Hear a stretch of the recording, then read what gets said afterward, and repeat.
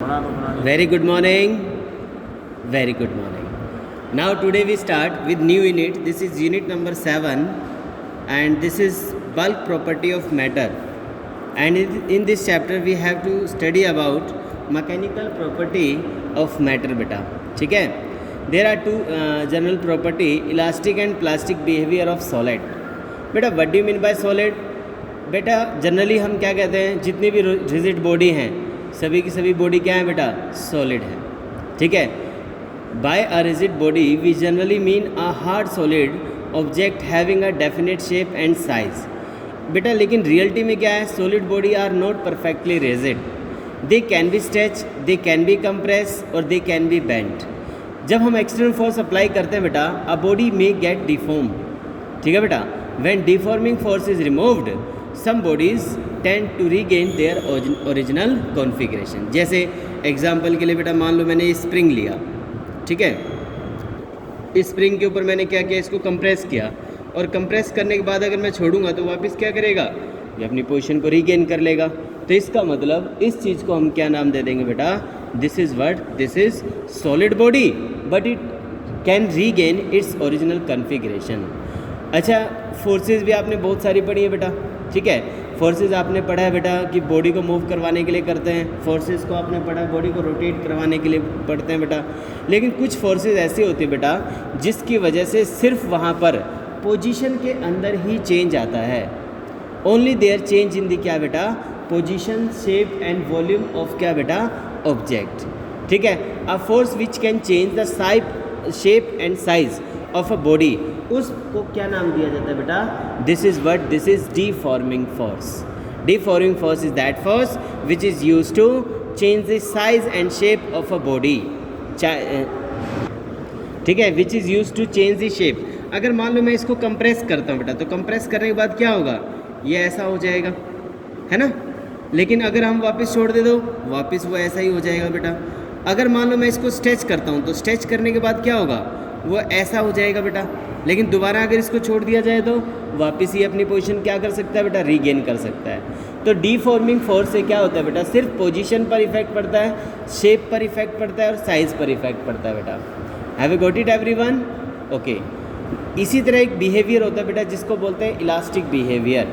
अगर आपने ये डीफॉर्मिंग फोर्स हटा दी इसके ऊपर से, सॉरी इसके ऊपर से और इसके ऊपर से, आप क्या देखेंगे, बॉडी ने वापस अपनी पोजीशन को क्या कर लिया बेटा, रीगेन कर लिया. तो उस फोर्सेस को क्या नाम देते हैं बेटा, वो प्रॉपर्टी किस में होती है, वो प्रॉपर्टी सिर्फ इलास्टिक बॉडी में होती है बेटा, जहाँ पर body after removal of deforming force completely regain its original configuration. तो उसको हम क्या नाम देते हैं बेटा, दिस इज़ इलास्टिसिटी. एग्जाम्पल के लिए बेटा, अगर एग्जाम्पल की हम बात करते हैं बच्चों, तो एग्जाम्पल में क्या क्या आ जाता है बेटा, एग्जाम्पल में आ जाता है आपका रबड़. ठीक है बेटा. अगर आप रबड़ को बेटा क्या करो, प्रेस करो या स्ट्रेच करो और छोड़ो, तो थोड़ी देर के बाद आप भी क्या देखोगे, वो भी अपनी पोजीशन को क्या कर लेता है बेटा, रीगेन कर लेता है. उसी को बोलते हैं बेटा, this is mechanical property of क्या बेटा, सॉलिड्स. तो इसमें एक बॉडी और आती है जिसको बोलते हैं perfectly elastic body. Perfectly elastic body क्या होता है, after removal of deforming force bodies immediately regain its original configuration. यानी बॉडी क्या कर ले बेटा, इमीडिएटली अपनी पोजीशन को क्या कर ले बेटा, रीगेन कर ले. तो उसको हम क्या नाम देते हैं, परफेक्टली इलास्टिक. बट एक्चुअल में बेटा कोई भी बॉडी क्या नहीं होती, परफेक्टली इलास्टिक नहीं होती. कुछ ना कुछ क्या होता है बेटा, वहाँ पर भी डिले होता है. ठीक है बेटा. तो इसलिए वहाँ पर हम इस चीज़ को पॉसिबिलिटीज़ में लेकर नहीं चलते. प्लास्टिक के बारे में आपको पता है, बॉडी अपनी पोजीशन को क्या ना कर सके बेटा, दोबारा रीगेन ही ना कर सके. कब, when we remove the deforming force. मैंने शेप तो चेंज कर दी, मैंने तो फोर्स अप्लाई कर दिया बेटा, शेप भी चेंज कर दी बेटा, बट फाइनली मैंने क्या देखा बेटा, वहाँ पर बॉडी के ऊपर जब मैंने डीफॉर्मिंग फोर्स को हटाया, बॉडी ने अपनी पोजीशन को क्या नहीं किया बेटा, रीगेन नहीं किया. तो इस कंसेप्ट को क्या नाम देते हैं बेटा, this is what, this is plastic body.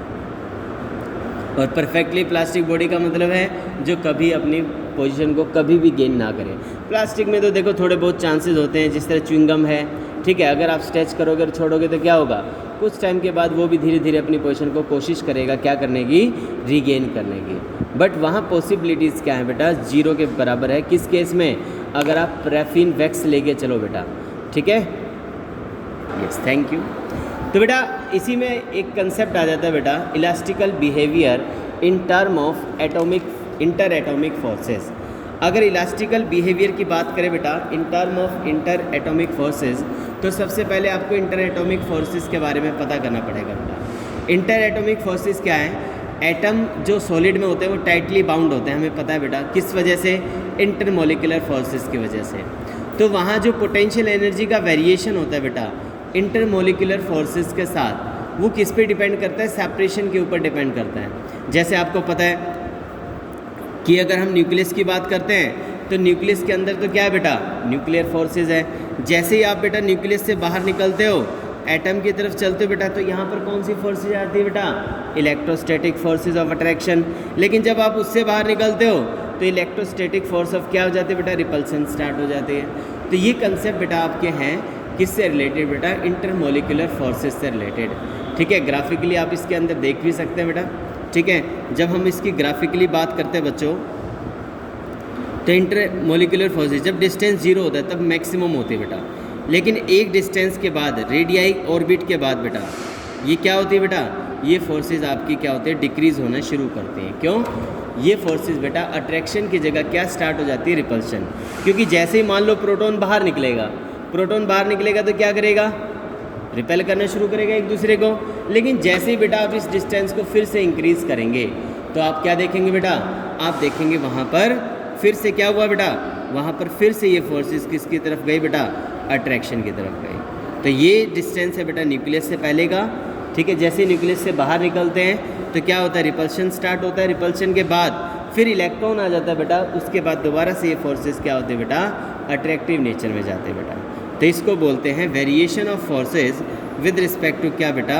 Distances. ऐसे पोटेंशियल एनर्जी के साथ इसका वेरिएशन निकाल सकते हैं। Got it? ठीक है, तो ये वेरिएशन ग्राफ है किसके बीच में? फोर्स और डिस्टेंस के बीच में, इन केस ऑफ क्या बेटा? Intermolecular forces. बेटा when the separation reduce r naught, हमने देखा पोटेंशियल एनर्जी भी क्या होती है बेटा? Increase steeply and the inter atomic force become repulsive. ठीक है, जैसे जैसे आप डिस्टेंस को इंक्रीज करते थे फोर्सेस क्या हो जाते हैं? रिपल्सिव बनती चली जाती है बेटा। नॉर्मली जो एटम है ना बेटा, occur in the position r equal to r naught of the minimum potential energy called the position stable equilibrium. When a tensile or compressive force is applied on the body, its atoms are pulled apart and pushed closer together at a distance r greater than the smaller distance r naught. When the deforming force is removed, the intermolecular forces of attraction and repulsion क्या हो जाएगी बेटा? वहाँ पर restore हो जाएगी। कहने का मतलब क्या है? जैसे जैसे डिस्टेंस को आप इंक्रीज करोगे ना, डिस्टेंस इंक्रीज करते बिहेवियर चेंज होता चला जाता है। कभी रिपल्सिव, कभी अट्रैक्टिव, कभी रिपल्सिव, कभी अट्रैक्टिव। वो कंसेप्ट है बेटा। ठीक है, उसके बाद एक एक्सपेरिमेंट दे रखा है इन्होंने, वो एक बार देख लेना। इलास्टिकल बिहेवियर ऑफ सॉलिड, एक स्प्रिंग का केस लिया हुआ बेटा, जिसके अंदर एक क्यूबाइडल पेयर, जिस तरह ये आपके सामने क्या है बेटा? क्यूबाइडल है। इसके छोटे छोटे पार्ट किए हुए बेटा, और हर एक पार्ट को क्या माना हुआ है बेटा? स्प्रिंग माना हुआ।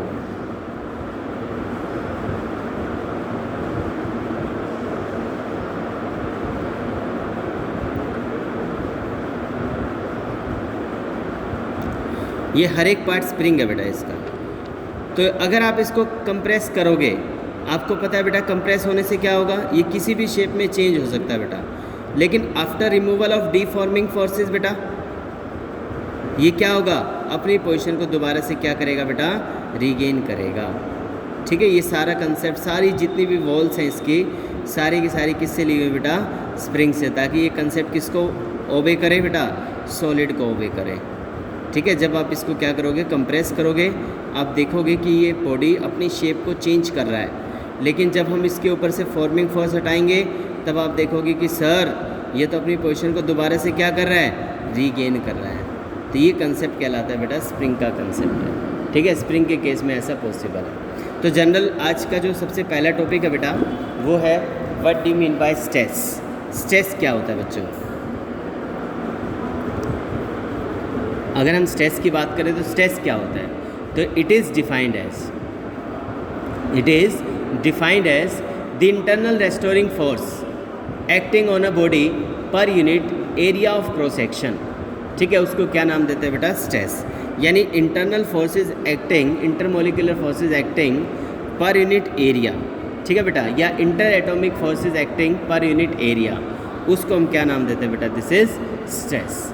जो रेस्टोरिंग फोर्स होती है वो हमेशा इक्वल होती है बेटा एक्सटर्नल डीफॉर्मिंग फोर्स के, क्योंकि जब तक डीफॉर्मिंग फोर्स अप्लाई नहीं करोगे पता कैसे लगेगा कि वहाँ पर कोई इंटरनल फोर्स है या नहीं है बेटा, ठीक है। तो ये है आपके सामने स्ट्रेस। स्ट्रेस की यूनिट क्या होगी बेटा? Newton metre inverse square. इसका डायमेंशन फार्मूला ml-1 t-2। आप कहोगे सर इसको प्रेशर क्यों नहीं बोलते? बेटा इसको प्रेशर भी बोलते हैं, बट प्रेशर जो काउंट होता है वो काउंट होता है बेटा किसके अंदर? लिक्विड और गैस के अंदर। लेकिन जब हम सॉलिड में बात करते हैं तो उसी प्रेशर को क्या पढ़ा जाता है बच्चे? उसी प्रेशर को पढ़ा जाता है दिस इज स्ट्रेस, ठीक है बेटा। क्या पढ़ा जाता है? This is stress. इसकी कुछ टाइप है बेटा, कौन कौन सी टाइप है? जिस तरह टेंसाइल स्ट्रेस, एक स्ट्रेस होता है बेटा जिसको क्या बोलते हैं बेटा? टेंसाइल स्ट्रेस बोलते हैं। अब ये टेंसाइल स्ट्रेस क्या होता है बेटा? अगर आप रेस्टोरिंग फोर्स को पर यूनिट एरिया तो सेट कर ही रहे बेटा, लेकिन उसकी वजह से क्या हो रहा है बेटा? बॉडी की लेंथ इंक्रीज हो रही है, तो उसको क्या नाम देते हैं बेटा? उसको नाम देते हैं दिस इज टेंसाइल स्ट्रेस। जैसे इसे लॉन्गिट्यूडनल स्ट्रेस भी बोलते हैं। जैसे ये बॉडी है बेटा, अगर मान लो हम इसके ऊपर फोर्स पर यूनिट एरिया अप्लाई करें तो हम क्या देखेंगे? इसकी लेंथ क्या हो जाएगी बेटा? चेंज हो जाएगी। तो लेंथ चेंज होना मतलब लॉन्गिट्यूडनल स्ट्रेस, मतलब टेंसाइल स्ट्रेस, ठीक है। दूसरा आता है बेटा कंप्रेसिव। अब ये तो मेरे ख्याल से सबको पता होगा कंप्रेसिव स्ट्रेस का मतलब क्या है। अब अपने को क्या करना है? उसकी शेप को बगैर चेंज किए उसके वॉल्यूम को चेंज करना है, यानी जब लेंथ क्या हो जाए? डिक्रीज। अगर मान लो मैं इसी को कंप्रेस कर दूं तो क्या होगा बेटा? जिस तरह ये आपके पास था, आपने इसको कंप्रेस कर दिया तो ये ऐसा बन जाएगा बच्चे। तो दिस स्ट्रेस इज व्हाट बेटा? This stress is what? Compressive stress, जिसके अंदर लेंथ क्या हो जाए बेटा? डिक्रीज हो जाए। एक होता है बेटा हाइड्रोस्टैटिक स्ट्रेस। Hydrostatic stress. अब ये हाइड्रोस्टैटिक स्ट्रेस क्या होता है बेटा? If a body is subjected to a uniform force that all sides बेटा, then there corresponding stress is called hydro. यानी इसके अंदर क्या होता है भाई? वॉल्यूम चेंज हो गया बट शेप क्या रही बेटा? उसकी सेम रही। मैंने हर डायरेक्शन से सेम फोर्सेस अप्लाई की तो क्या होगा? वॉल्यूम तो चेंज हो जाएगा बेटा, लेकिन क्या होगा? Shape as it is circular रहेगी बेटा। तो उसको नाम देते हैं बेटा हाइड्रोस्टैटिक स्ट्रेस। फिर आता है टेंजेंशियल स्ट्रेस और शेयरिंग स्ट्रेस। ये क्या होता है बेटा? जब आप टेंजेंशियल फोर्स अप्लाई करते हो, मतलब ऐसे फोर्स आप अप्लाई करते हो तो क्या होता है? बॉडी का नीचे का पार्ट तो एज इट इज रहता है बेटा, ठीक है, लेकिन ऊपर का पार्ट क्या होता है? हल्का सा बेंड हो जाता है बेटा। तो इस तरह के जो स्ट्रेस होते हैं बेटा, उस स्ट्रेस को क्या नाम देते हैं बेटा? Sharing stress. गॉट इट ना? एवरीवन गॉट इट बेटा? इसी टॉपिक में एक टॉपिक आता है बेटा जिसको बोलते हैं स्ट्रेन। स्ट्रेन क्या होता है बेटा? तो स्ट्रेन होता है बेटा, it is defined as whenever we apply a deforming force on a body and if their length will be changed. It means it is defined as change in length divided by क्या बेटा? Original length. Change in length by original length is called what बेटा? This is called strain. Okay बेटा? तो strain क्या है बेटा? Ratio of two like quantity, यानी same like quantity का क्या है बेटा? रेशो है, जिसकी कोई डायमेंशन नहीं होती बेटा, जिसकी कोई यूनिट नहीं होती। अगर आप निकालोगे तो जीरो निकलेगा, कुछ निकलेगा ही नहीं। तो स्ट्रेन की भी टाइप होती है बेटा, जैसे लॉन्गिट्यूडनल स्ट्रेन। लॉन्गिट्यूडनल स्ट्रेन का मतलब क्या है बेटा? जिस तरह change in length by length, ये हो गया ना, लॉन्गिट्यूडनल स्ट्रेन बोल देंगे इसे। तो it is defined as the increase in length per unit original length when body is deform by external force. तो उसको हम क्या नाम दे देंगे बेटा? This is longitudinal strain. इसी तरह आएगा बेटा volumetrical strain. This is longitudinal strain. Volumetrical strain क्या होगा? चेंज इन वॉल्यूम बाय में क्या बेटा? वॉल्यूम, ठीक है बेटा। तीसरा आ जाएगा बेटा कौन सा? Shear strain. ये फिर से वही आएगा बेटा, relative displacement between two parallel planes to the distance between two parallel planes. मतलब जो पिछला कंसेप्ट किया था ना आपने, वही कंसेप्ट यहाँ पर है बेटा, ठीक है, ठीक है ना बेटा। तो यहाँ पर शेप चेंज हुई बेटा, पिछले वाले की तरह ही है, ठीक है। तो इसको क्या नाम दे देते हैं बेटा, शेयरिंग स्ट्रेन नाम देते हैं। तो इसके अंदर क्या होता है, एंगल चेंज होता है बेटा, थीटा, और थीटा वही होता है बेटा आर्क बाय में क्या बेटा, radius. Theta is equal to delta L by में क्या बेटा, एल, वही कंसेप्ट है दोबारा से। फिर आता है बेटा इसके अंदर इलास्टिक लिमिट। इलास्टिक लिमिट क्या होना चाहिए बेटा, अगर आप स्मॉल लोड सस्पेंड करो किसी वायर के ऊपर, आप क्या देखोगे, लेंथ इंक्रीज होगी, ठीक है ना बेटा। इलास्टिक लिमिट क्या होती है बेटा, if a small load is suspended from a wire, क्या होगा, इसकी लेंथ इंक्रीज होगी। When the load is removed, जब लोड को रिमूव कर दोगे तो वायर क्या करेगी, अपनी ओरिजिनल लेंथ को रिगेन कर लेगी। But if a sufficient large force is suspended from the wire, तो क्या होगा बेटा, length after loaded is removed, तो मैक्सिमम स्ट्रेस की वजह से ये क्या होगा बेटा, अपनी पोजीशन को रिगेन नहीं कर पाएगा। लेकिन अगर आपने देखा बेटा, इसके बाद हमने और ज़्यादा इसकी क्या की बेटा, इसके ऊपर क्या किया, और ज़्यादा लोड अप्लाई कर दिया, तो ये क्या हो जाता है बेटा, ये ब्रेक ही हो जाता है। तो जब तक ये अपनी पोजीशन को रिगेन करता रहता है बेटा, तब तक उसके अंदर इलास्टिकल बिहेवियर रहता है। जैसे ही वो उस पोजीशन को बेटा क्या कर देता है बेटा, लॉस कर देता है, वहाँ पर उसका इलास्टिकल बिहेवियर ख़त्म हो जाता है। उसको नाम दिया गया, दिस इज़ इलास्टिक लिमिट, ठीक है बेटा। तो हुक्स लॉ ने एक्सप्लेन किया इसको। हुक्स लॉ ने क्या कहा बेटा, टॉपिक का नाम क्या है, this is Hooke's law. Hooke's law ने क्या कहा बेटा, जो स्ट्रेस होता है, मतलब जो एरिया में चेंज होता है, वो डायरेक्टली प्रोपोर्शनल होता है बेटा किसके, स्ट्रेन के। मतलब स्ट्रेस इक्वल टू क्या बेटा, स्ट्रेन, ठीक है बेटा। और ई कांस्टेंट, ई होता है यहाँ इलास्टिसिटी, जो डिफाइन करती है बेटा स्ट्रेस और किसको बेटा, स्ट्रेन को, ठीक है। यानी स्ट्रेस यहाँ पे क्या होता है, directly proportional strain. Stress directly proportional strain क्यों होता है बेटा, अब आपको पता है स्ट्रेस होता है फोर्स पर यूनिट एरिया, होता है ना, फोर्स पर यूनिट एरिया, और स्ट्रेन क्या होता है, change in length by length. अब आप अगर मान लो लेंथ को इंक्रीज करोगे, ठीक है, तो एरिया क्या होगा बेटा, डिक्रीज होगा, और अगर एरिया डिक्रीज हुआ तो स्ट्रेस क्या होगा, स्ट्रेस इंक्रीज होगा। इसका मतलब स्ट्रेस जो है वो डायरेक्टली प्रोपोर्शनल किसके है बेटा, स्ट्रेन के, ठीक है ना बेटा। यहाँ जो ई है इसको मॉडुलस ऑफ इलास्टिसिटी या कोफिशिएंट ऑफ इलास्टिसिटी बोलते हैं बेटा, गॉट इट, ठीक है बेटा। तो फिर इसके बारे में आता है बेटा अगला concept, what do you mean by modulus of elasticity. तो it is defined as the ratio of क्या बेटा, स्ट्रेस ऑफ द क्या बेटा, करस्पॉन्डिंग स्ट्रेन, यानी stress applied on a body to change their strain. चलो फिर इसके बाद आता है बेटा एसआई यूनिट क्या होनी चाहिए बेटा इसकी। एसआई यूनिट अगर हम देखें स्ट्रेन की तो होती नहीं, स्ट्रेस की क्या होती है आपको पता ही है। तो वही यूनिट किसकी बन जाएगी बेटा, मॉडुलस ऑफ इलास्टिसिटी के बेटा। तो इसकी भी कई टाइप बना रखे बेटा इन्होंने, जिस तरह एक है यंग्स मॉडुलस, एक है बल्क मॉडुलस, और एक क्या बेटा, मॉडुलस ऑफ रिजिडिटी। अगर आप बेटा यंग्स मॉडुलस की बात करते हैं, किसकी बात करते हैं बच्चों, यंग्स मॉडुलस की, ये भी इसी का पार्ट है बेटा, मॉडुलस ऑफ इलास्टिसिटी का।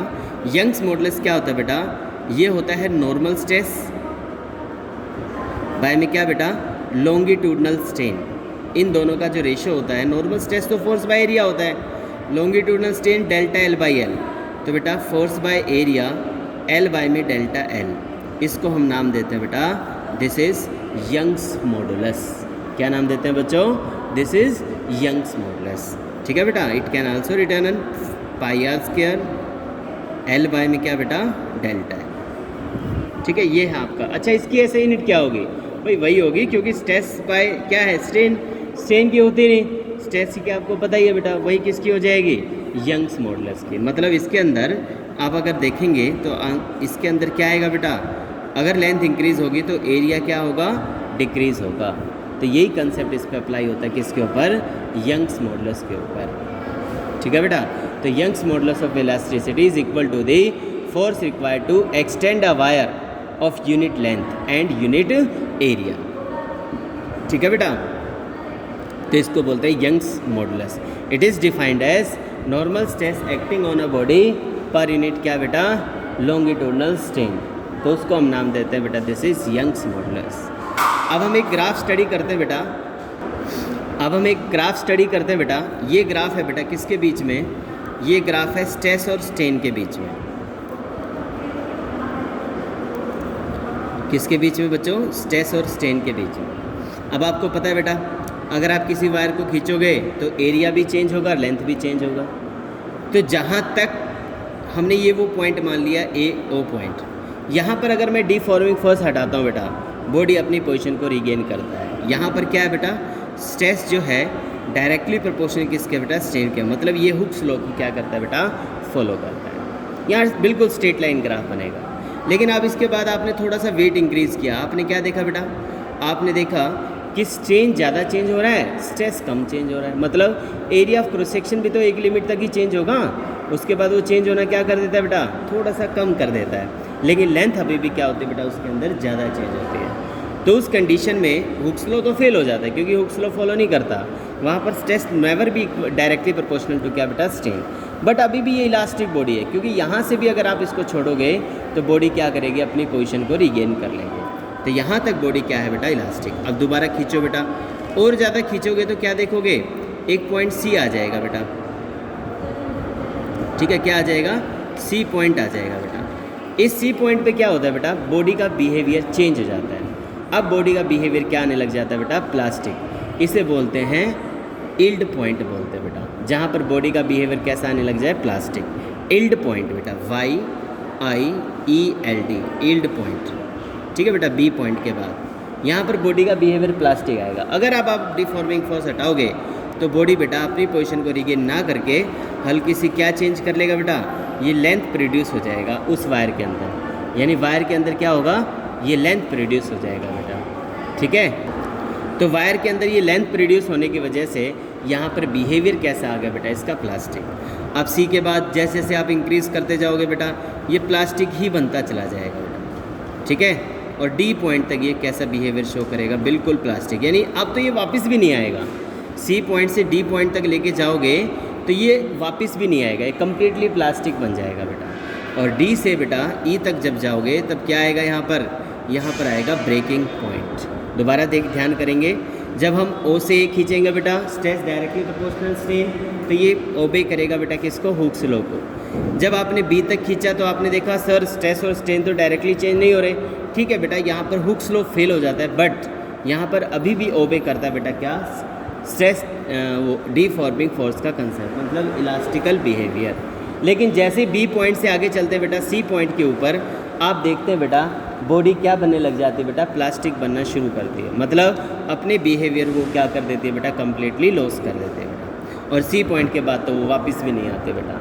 ठीक है, तो ये बनाए गए हैं बेटा कुछ पॉइंट, मैं एक बार इनको बता देता हूँ बेटा।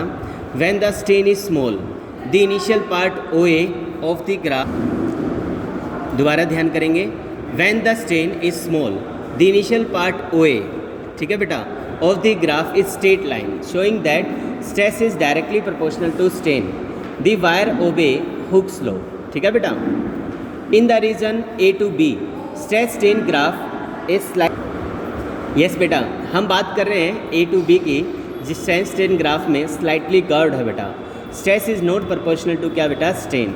However if the load is remove point is if at any point the wire regain its original length. इसका मतलब ये अभी भी क्या है बेटा? इलास्टिक बॉडी है। इसको बोलते हैं इलास्टिक लिमिट या इल्ड पॉइंट बेटा। ठीक है, तीसरा आता है बेटा, if the wire is stretch beyond this elastic limit, strain increase rapidly, even a small change in क्या बेटा? Wire does not come back to the original length. ठीक है बेटा, तो यहाँ पर बॉडी क्या बन जाती है बेटा? प्लास्टिक बनना शुरू कर देती है बेटा। इसको इलास्टिक हिस्टेरेसिस भी बोलते हैं बेटा। ठीक है, ये अपने पाथ को दोबारा से रिट्रेस नहीं करते बेटा। जो पाथ रिट्रेस नहीं होता उस पाथ को क्या बोला जाता है बेटा? हिस्टेरेसिस बोला जाता है बेटा। लेकिन further increase in a load beyond point C produce a large increase in the strain of length of the wire. The stress corresponding to the highest point D on the graph is called ultimate strength और tensile strength. ठीक है बेटा, तो tensile strength क्या होता है? Ratio होता है maximum load applied on the body to the क्या बेटा? स्लोली इंक्रीज इन दी क्या बेटा? Original area of cross section of the body. लेकिन जैसे डी पॉइंट पे जाओगे वायर बहुत ज़्यादा थिन हो चुकी होगी बेटा, यूनिफॉर्म नहीं रहेगी बेटा। वायर डेवलप क्या बेटा? यहाँ पर a few point along its length some additional strain is produced even on reducing the load on the finally break at the क्या बेटा? Fracture point E। तो उस पॉइंट को क्या बोलते हैं बेटा, प्लास्टिक रीजन, जहाँ पर वो किसी भी पॉइंट पर क्या हो सकता है बेटा, ब्रेक हो सकता है। तो ये है आपके सामने कंसेप्ट आज का बेटा, जिसे हमने क्या नाम दिया बेटा, this is stress strain concept. Bulk modulus की बात करें, इसमें एक दो टॉपिक और रह जाता है बेटा। अगर हम बल्क मॉडुलस की बात करें बच्चों, तो बल्क मॉडुलस क्या होता है बेटा, ये भी अपने को पता होना चाहिए। ये रेशो होता है बेटा क्या, ये होता है बेटा हाइड्रोलिक स्ट्रेस टू दी क्या बेटा, वॉल्यूमेट्रिकल स्ट्रेन। हाइड्रोलिक स्ट्रेस में भी शेप चेंज हुआ था बेटा, ये फोर्स बाय एरिया बाय में डेल्टा वी बाय वी। तो force by area V by delta V, इसको क्या नाम दिया जाता है बेटा, दिस इज़ बल्क मॉडुलस। इसकी भी यूनिट क्या होती है, जो स्ट्रेस की यूनिट होती है बेटा, क्योंकि स्ट्रेन की तो होती ही नहीं, ठीक है। बल्क मॉडुलस होता है बेटा वॉल्यूमेट्रिकल स्ट्रेन के केस में। जिस तरह ये आपके पास कोई बॉडी है, इसकी शेप में कोई चेंज आ गया, ये डेल्टा वी है बेटा, तो उसको हम नाम देते हैं। तीसरा आता है बेटा मॉडुलस ऑफ रिजिडिटी।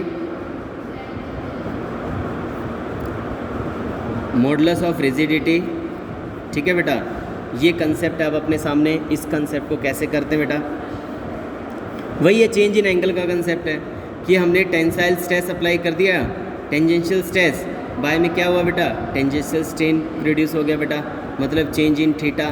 तो force by area change in theta को हम क्या बोलते हैं, डेल्टा एल बाई एल, तो एल बाई डेल्टा एल, ये वही हो जाता है बेटा जो बल्क यंग्स मॉडुलस होता है, मॉडुलस ऑफ रिजिडिटी। इसकी यूनिट भी वही होती है बेटा जो उसकी यूनिट होती है।